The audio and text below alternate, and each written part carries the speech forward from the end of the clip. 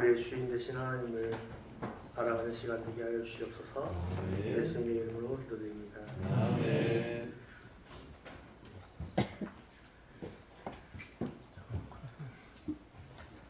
애기 잘하죠? 얼마 걸렸죠 지금 집사님? 저희 이거 하나 하는데 한 3, 4개월 걸렸죠. 이거 하나 하는 날이 3, 4개월 동안 매주 모여가지고 집사님하고 같이 준비했습니다. 그러면서 아이들이 계속 이 찬양의 가사를 자기들의 입술로 처음에는 이해가 되지 않았겠지만 계속해서 말하면서 매겼던 가사들이고요. 아이들이 처음에는 잘 모르고 그냥 있는 가사 적혀 있으니까 그냥 했겠지만 저희도 많이 경험해봤지 않습니까? 처음에는 모르는 찬양인데 계속 고백하다 보니까 이 가사의 고백이 내 고백이 되고 그랬던 것처럼 이 찬양의 가사가 우리 친구들의 고백이 되길 소원합니다. 저희는 계속해서 창세기를 넘어서 지금 출애굽기 말씀 보고 있습니다. 하나님께서 모세를 보냈죠. 내 백성 이스라엘 자손들을 애굽에서 꺼내어 내가 조상들에게 약속했던 가나안 땅으로 데리고 가라고 말입니다.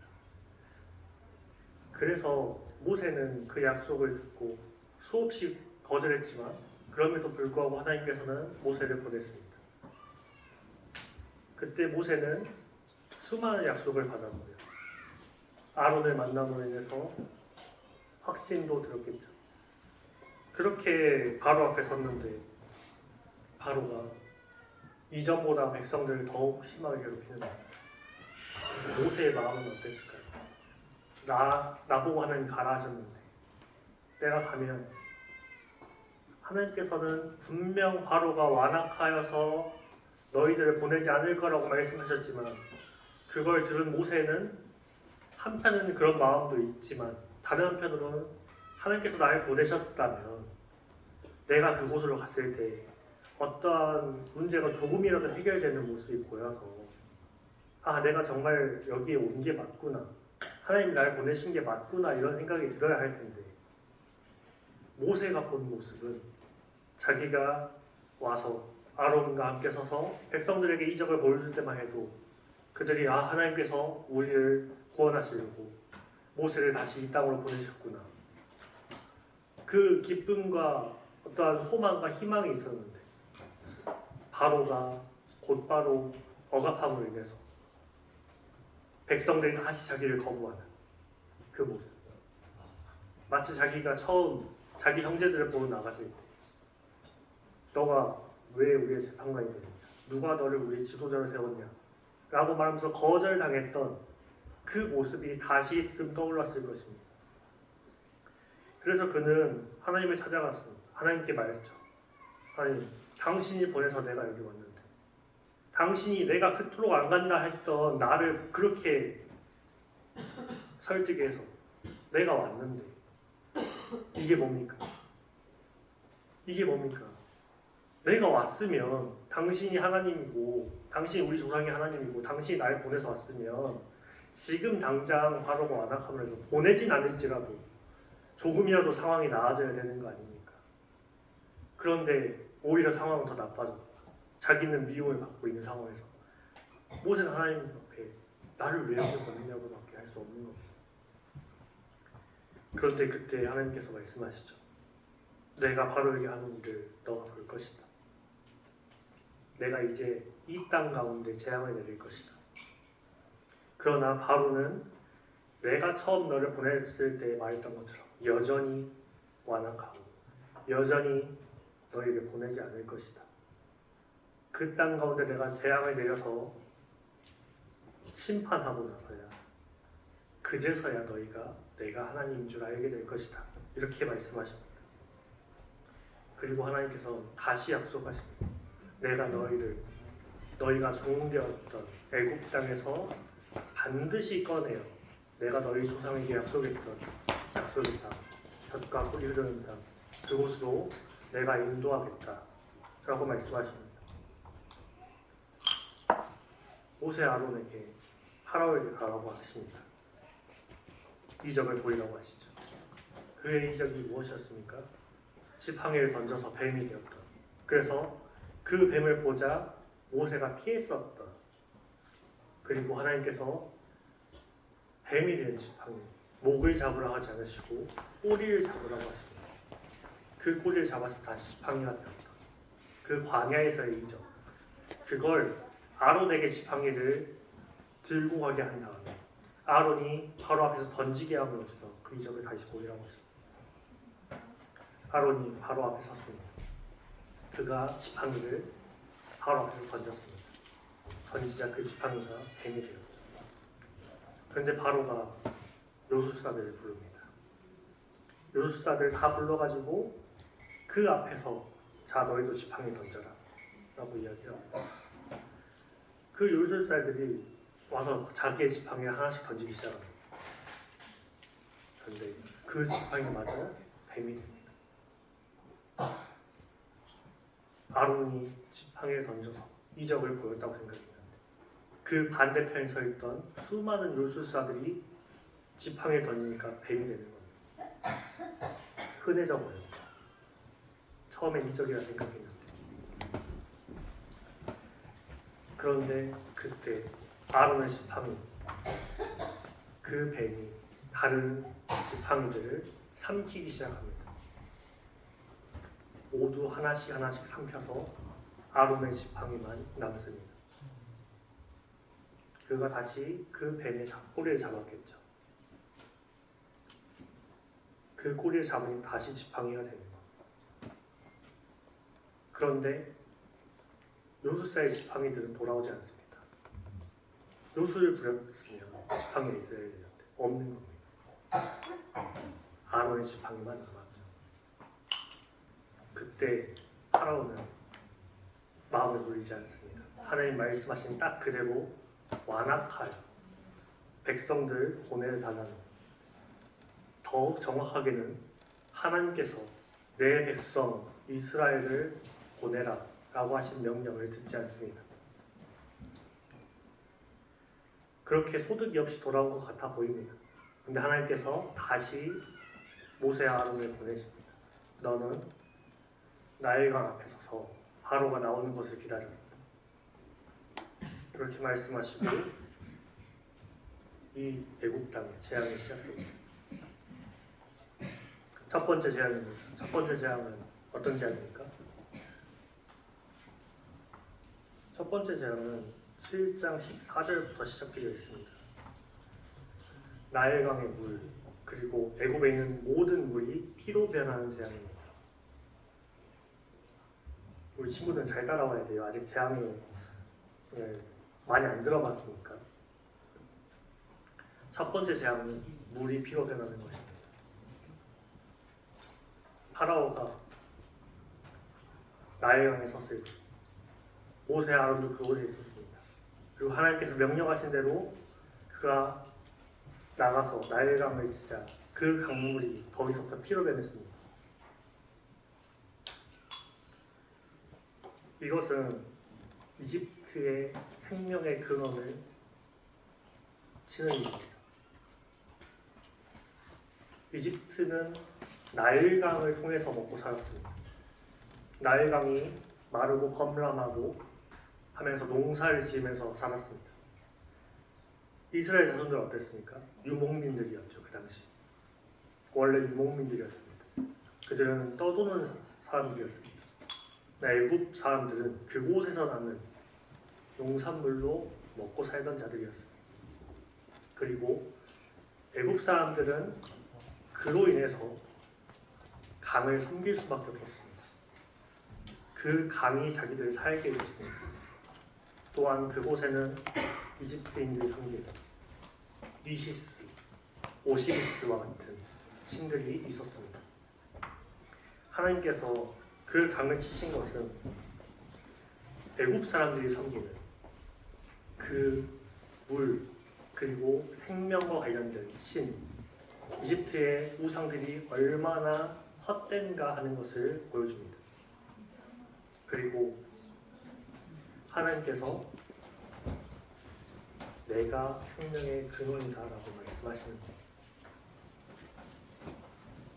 왜 이것을 이 땅 가운데 애굽 사람과 이스라엘 사람들 모두에게 보여주셔야 됩니다. 모두에게 이것을 드러내셔야 했냐면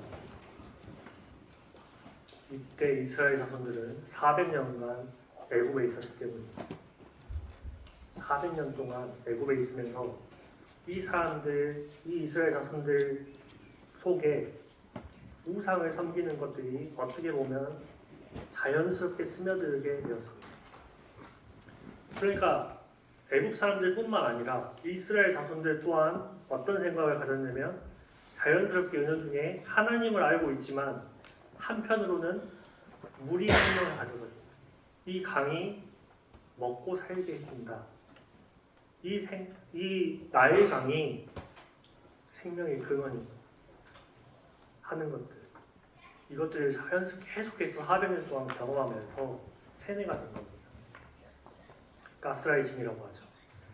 계속해서 그것들을 경험하면서 하나님에 대한 생각은 점점 옅어지고 이 애굽이 섬기는 신들에 대한 것들이 점점 강해지는 겁니다. 근데 이거는 우리 또한 마찬가지입니다.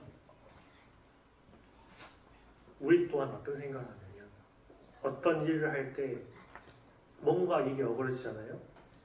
그러면 대번에 이 생각을 합니다.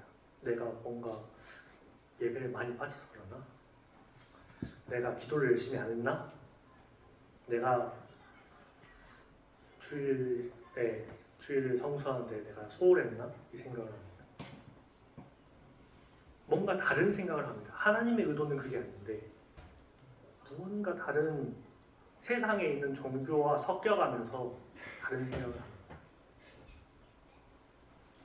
그 내용을 하나님께서는 첫 번째 재앙으로 말씀하시기 시작하시는 겁니다. 생명의 근원이 하나님께 있음을 보여주시는 겁니다. 그런데 이 애굽의 요술사들이 하는 행동을 저희는 자세히 보지 않습니다. 애굽의 요술사들이 어떻게 행동했는지가 성경에 분명히 나와 있는데 저희는 물이 피로 변하는 것만 생각합니다. 애굽의 요술사들이 어떻게 행동했는지 말씀을 보기 원합니다. 22절입니다. 애굽 요술사들도 자기들의 요술로 그와 같이 행함으로 바로의 마음이 완악하여 그들의 말을 듣지 아니하니 여호와의 말씀과 같더라. 애굽의 요술사들도 그와 같이 해서 저는 이게 이해가 안 가는 겁니다. 이걸 이상하게 생각하셔야 됩니다. 애굽의 요술사들이 해야 되는 건 무엇입니까? 물이 피로 변했어요. 그럼 어떻게 해야 되죠? 피를 물로 다시 바꿔야죠. 그런데 재앙이 시작됐어요. 물이 점점 피로 바뀌고 있는데 요술사들이 나와가지고 한다는 행동이 아직 피로 변하지 않은 물마저 자기 지팡이로 찍어가면서 피로 바꾸고 있어요. 이상하지 않습니까? 우리는 이걸 생각하지 않죠. 이거는 어떤 거냐면요. 우리에게 어떤 재앙이 생기잖아요. 우리가 어떤 안 좋은 일이 생기잖아요. 그러면 어떤 방식으로 가냐면 나 스스로를 더 파멸로 몰고 오기 시작합니다. 어떤 큰 일이 닥치잖아요. 그러면 나는 이번 생에 망했어. 나는 그냥 망해버릴 거야. 나버려. 하나님의 의도는 그게 아닌데 우리는요. 이 죄악된 본성, 애굽이 죄악된 본성을 의미합니다. 죄성을 대표하는 어떻게 생각하냐면 똑같이 해요. 이렇게 해서 내가 내가 뭔가 문제가 생기잖아요. 그 문제로 더 깊이 들어가 버립니다.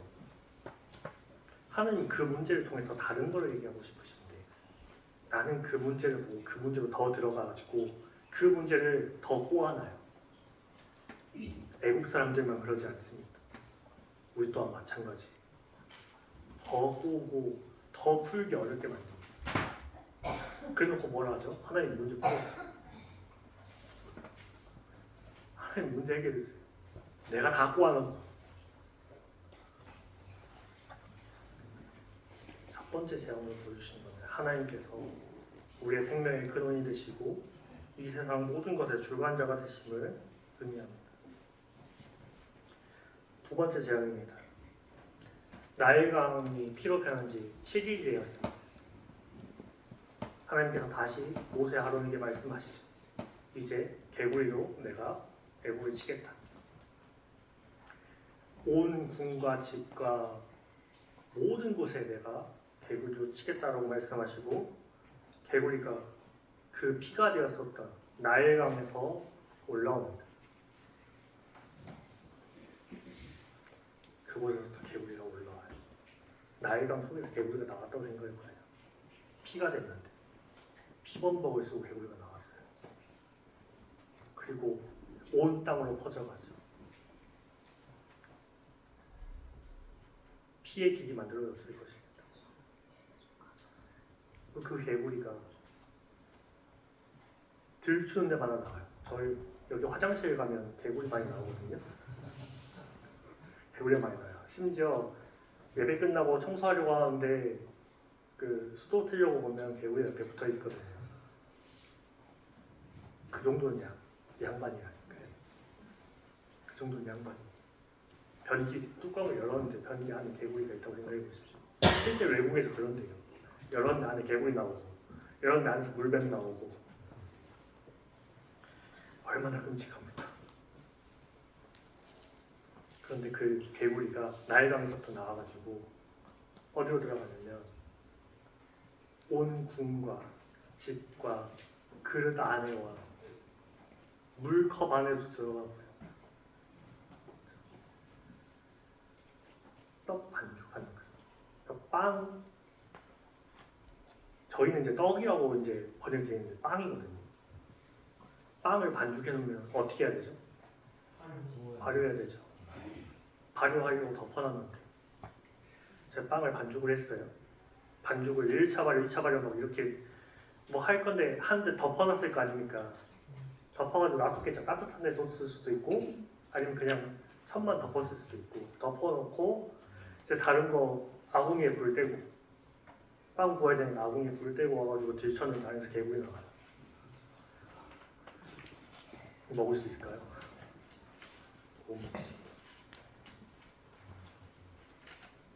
근데 애국 사람들이 섬기는 신 중에 개구리 모양을 하는 신이 있었거든요. 그리고 그 개구리가 알을 하나만 낳나요? 엄청나죠. 엄청 낳으면 뭐라 생각할까요? 애국 사람들 관점에서 다산의 장미, 출산의 신 이렇게 생각하는.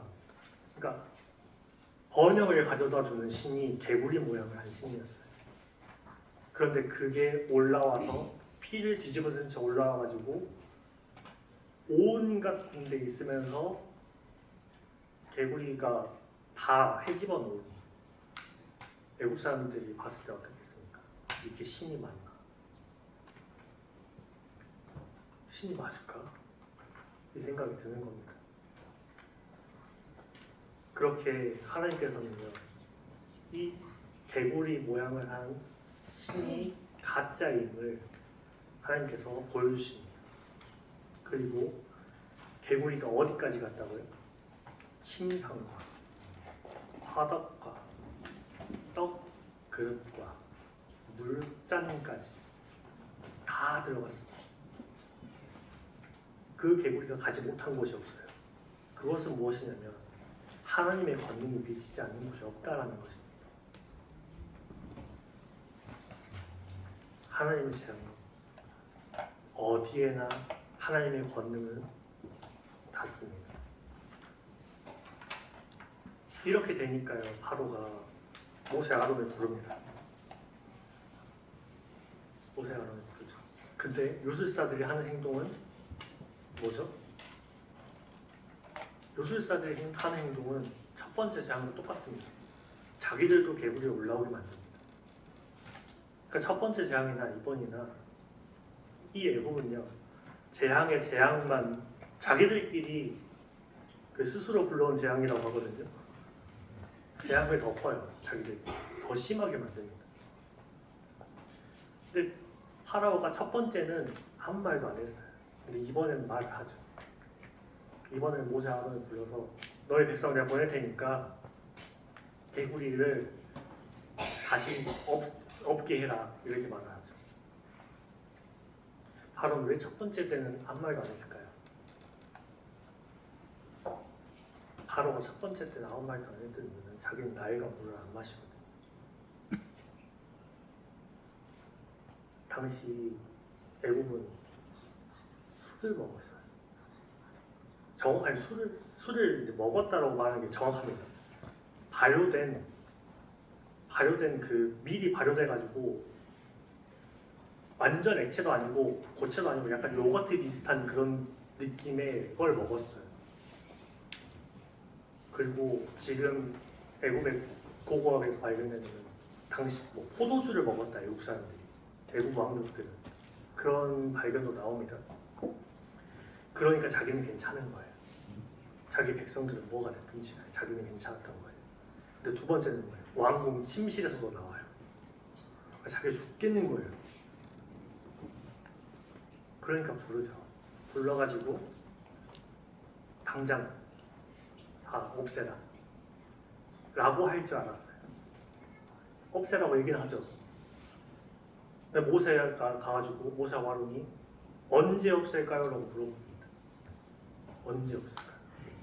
그럼 저 같으면 지금 당장 내 눈앞에서 안 보이게 라고 할 것 같은데 바로가 뭐라고 하냐면 10절에 그가 이르되 내일입니다 라고 얘기해요. 이런 걸 쓰고 싶다는데 홀의 자존심이 없죠. 내일입니다. 당장 없애라고 해야 되는데 이 마음이 완악해요. 바로가 자존심 되게 상해요. 지금 당장 없애라고 없애면 자존심이 상한단 말이에요. 내일 이러고 얘기해요. 그런데 내일 그 다음날 지나니까 어떻게 됩니까? 모든 개구리가 나와서 거리로 나와서 다 죽어버려요. 모든 개구리가 왕궁에서 다 뛰쳐나와가지고 왕궁 앞 거리에서 단체로 다 죽어버려요. 그러니까 자고 일어난 바로가 어떻습니까? 바로가 자고 일어나서 제일 처음 뭘 했을까요? 모든 관리를 불러가지고 야 떡그릇에 개구리 있나 봐봐. 침실도 들어보고 화장실 가고 변기도 올려보고 개구리 없는 거 안심했겠죠. 그러고 나니까 바로가 보내기가 아까운 겁니다. 내 중요한 노동입니다. 왜냐면 자기 왕권을 유지하는 데 있어서 이스라엘 자손들이 되게 중요했거든요. 이스라엘 자손을 통해서 큰 건축물을 지어놓으면 그거 누구 명의로 지어진 겁니까? 이스라엘 사람들이 지은 걸까요? 아니면 바로가 지은 걸까요? 바로가 지은 거죠. 왜냐면 자기가 대표니까. 모든 애굽에 있는 사람들이 그걸 볼 때마다 바로는 정말 대단해. 역시 우리 왕이야. 역시 신의 현현이야. 이러면서 역시 신의 대인이야. 이러면서 엄청 올려줬을 거 아닙니까? 그러니까 포기가 안 됩니다.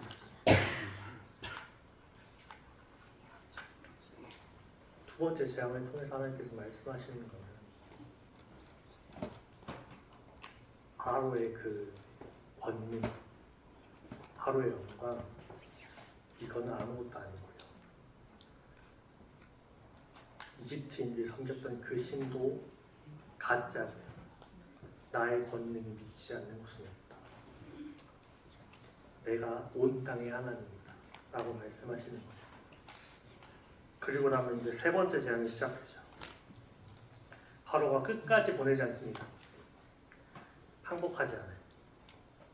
그러니까 하나님께서는 모세와 아론을 불러서 밖에 나가서 지팡이로 땅을 치라고 말씀하십니다. 땅을 티끌 딱 치니까 하나만 쳤을 거 아닙니까? 뭐 하나든 얼마 안 됐겠죠. 지팡이가 뭐 커봐야 제 주먹보다 작을 거 아닙니까?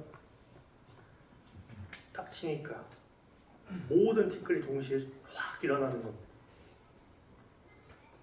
확 일어나면서 그 티끌이 이로 변해요. 그래가지고 사람하고 가축에 다 달라붙기 시작합니다. 어떻게 됐을까요? 이가 다 이러고 다녔겠죠. 다 이러고 다녔겠죠. 다 이러고 다녔겠죠. 사람들 말하는데 가만히 있지도 못하고 바로가 명령하는데 예 왕이시여 이러고 있었겠죠. 바로는 괜찮았을까요? 바로는 이러고 있어야 되잖아요. 이러고 있어야 되는데 이러고 있다가 야 오늘 날씨는 좀 어떠냐?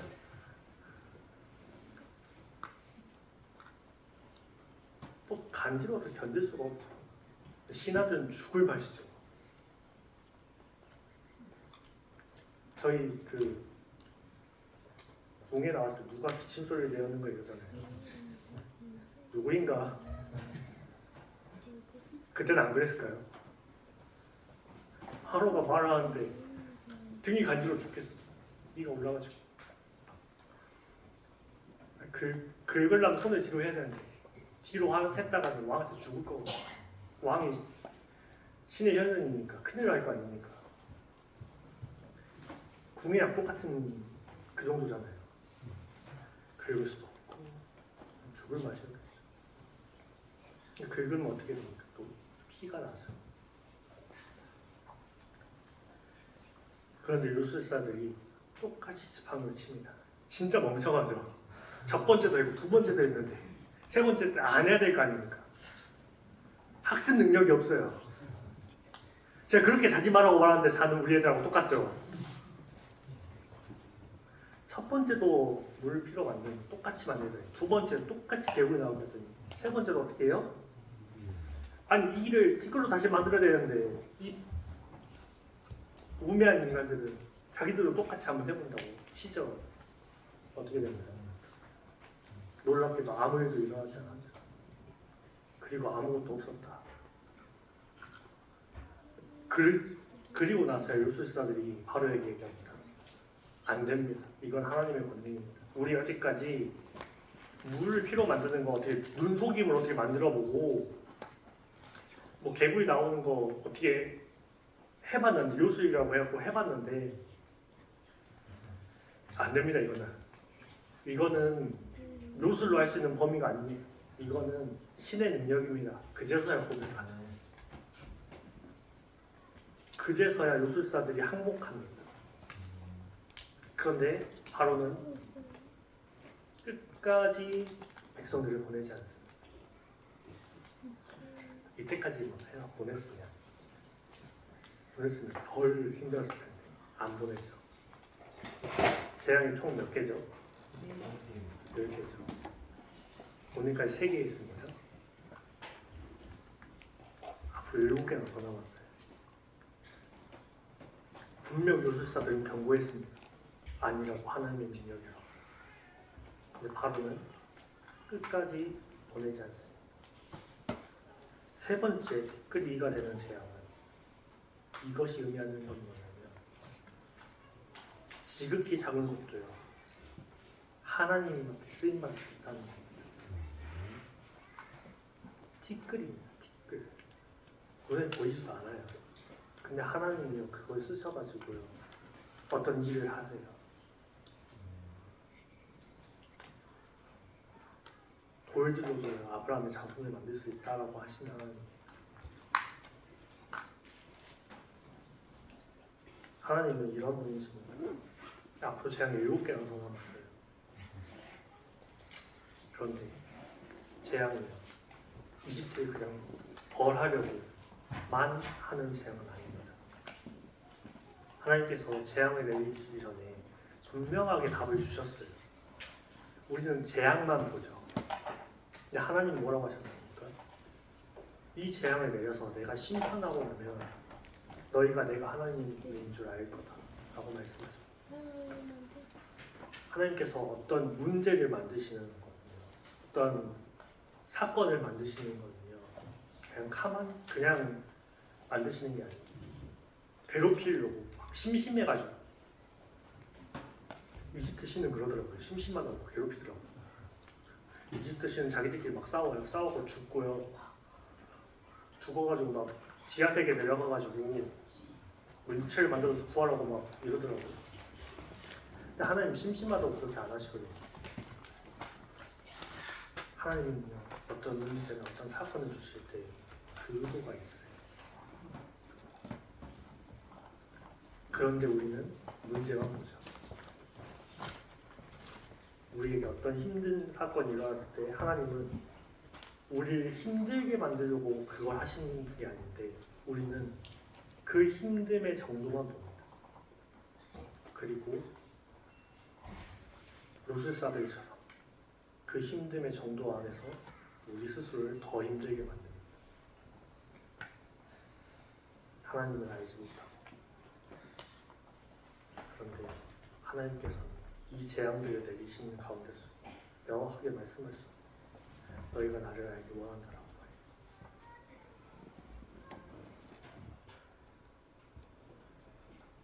이집트의 재앙의 시작이요, 이스라엘 자손들에게 하나님을 알아가는 시작이 되었습니다.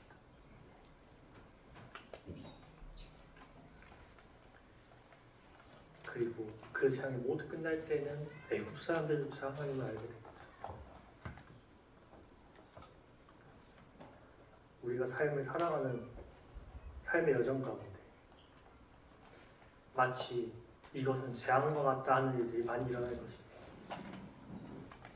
그리고 마지막 때에는 더욱더 많은 재앙이 일어나는 거죠. 그 모든 일들이 하나님께서는 우리로 하여 하나님을 알게 하기 위한 기억하시기 바랍니다. 재앙이 오는데 잠이 들면 알 수가 없어요. 자려고 폼을 잡으면 잠이 오지. 잠이 오지. 이러고 있으면 잠이 오죠.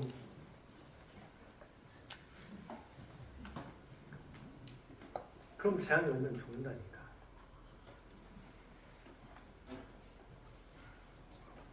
깨어 있으시길 소원합니다.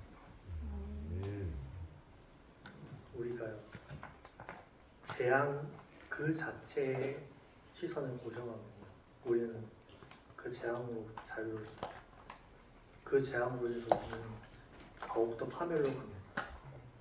그런데 그 가운데 숨어있는 하나님의 진짜 뜻을 알기 위해서 노력하는, 그것이 나를 죽이기 위해서가 아니라 나에게 하나님을 알게 만드는 그 놀라운 일들이 시작됨을 보게 되실 겁니다.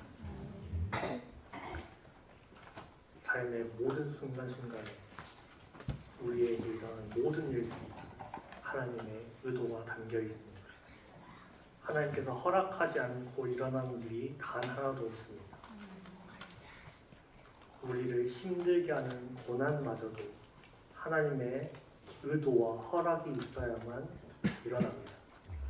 그 가운데 있는 뜻을 알기 위해서 우리가 말씀을 더 가까이 해야 합니다. 왜냐하면 하나님은 말씀을 통해서 우리에게 말씀하시는 분입니다. 이 말씀을 가까이 해야 우리가 그 문제에 파묻히지 않고 문제 안에 계시는 하나님을 알 수 있습니다.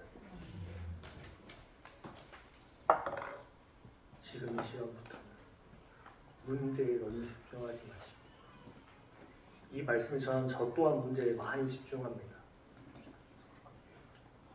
연약한 인간이기 때문에 이 시간부터는 저도 또 마찬가지고 이 자리에 계신 모든 분들이 하나님의 말씀을 더욱더 가까이 하므로 우리 앞에 일어나는 모든 일과 사건과 문제들 안에 담겨있는 하나님을 알아가는 우리 모든 성도님들 그리고 우리 학생 여러분들에게 소원합니다.